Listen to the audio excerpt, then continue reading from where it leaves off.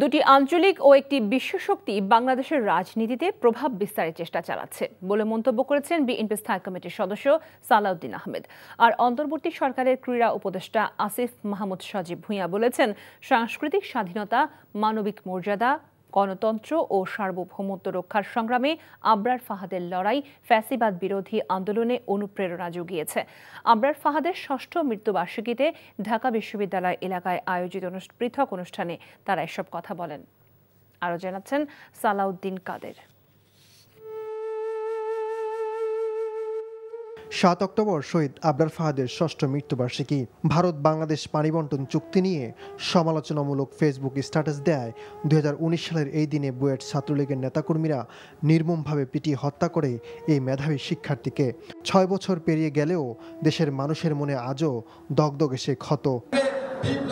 দিনটিকে স্মরণ করতে দেশের বিভিন্ন স্থানে স্মরণসভা ও সেমিনারের আয়োজন করা হয়। ঢাকা বিশ্ববিদ্যালয়ের টিএসসি মিলনায়তনে ছাত্রদল আয়োজিত আলোচনা সভায় অংশ নেন বিএনপি নেতা সালাউদ্দিন আহমেদ। বলেন, যারা দেশের রাজনীতিতে প্রভাব বিস্তারের চেষ্টা চালাচ্ছে, প্রত্যেকেরই রয়েছে নিজস্ব স্বার্থ। যারা শক্তি প্রদর্শনের রাজনীতি করবে, তাদের পরিণতি শেখ হাসিনার মতো হবে বলেও সতর্ক করেন তিনি। তিনটি শক্তি আমাদের এখানে প্রভাব বিস্তার করার জন্য চেষ্টা করছে।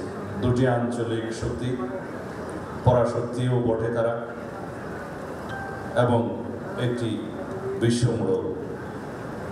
সবাই এখানে একটা হেজিমনি সৃষ্টি করার চেষ্টা করছে। প্রত্যেকেরই ইন্টারেস্ট আলাদা আলাদা, কিন্তু আমাদের স্বার্থ ক্ষতিগ্রস্ত হবে তিনটার দ্বারা একইভাবে। আমাদের সবাইকে একইভাবে বক্তব্যে, সোশ্যাল মিডিয়ায় সোচ্চার হতে হবে এই দেশের পক্ষে, এই দেশের মানুষের স্বার্থের পক্ষে। পলাশী মোড়ে আয়োজন করা হয় স্মরণসভা এবং উদ্বোধন করা হয় আগ্রাসী বিরোধী ৮ স্তম্ভ। সেখানে ক্রীড়া উপদেষ্টা আসিফ মাহমুদ ভূঁইয়া বলেন, জুলাই আন্দোলনের অনুপ্রেরণা এসেছে আবরার ফাহাদের লড়াই থেকে এবং ফ্যাসিবাদ বিরোধীদের আড়াল করতে রাজনৈতিক ষড়যন্ত্র চলছে।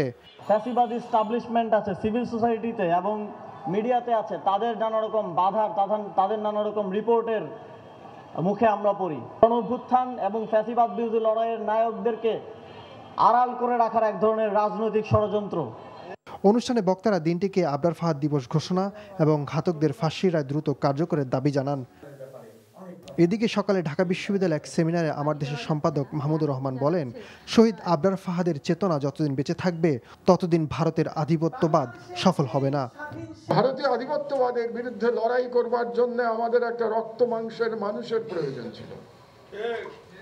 সেই মানুষটি শহীদ আবরার। শহীদ আবরার শহীদ হওয়ার পরে সেই রক্ত মাংসের মানুষ আমাদের সামনে এসে গেল, আর বাংলাদেশের তরুণ জনতা জেগে উঠল।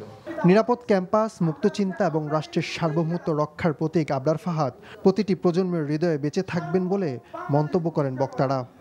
সালাউদ্দিন কাদের, এনটিভি নিউজ, ঢাকা।